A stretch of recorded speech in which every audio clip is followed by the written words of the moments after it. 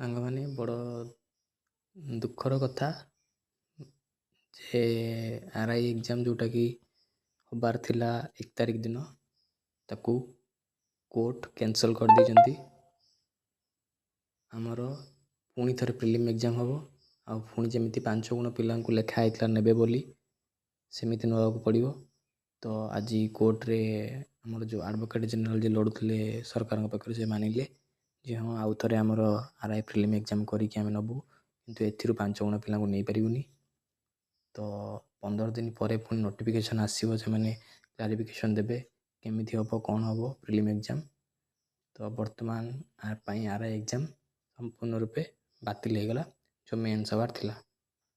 ଠିକ୍ ଅଛି, ତ ଆପଣମାନେ ନିଜ ନିଜର ମତ ଦିଅନ୍ତୁ ମତ ଯେ କ'ଣ ହେବ କ'ଣ ନାହିଁ, କ'ଣ କରାଯିବ, ଉଚିତ ଥିଲା, ଠିକ୍ ହେଇଛି ନା ଭୁଲ ହେଇଛି। ଠିକ୍ ଅଛି।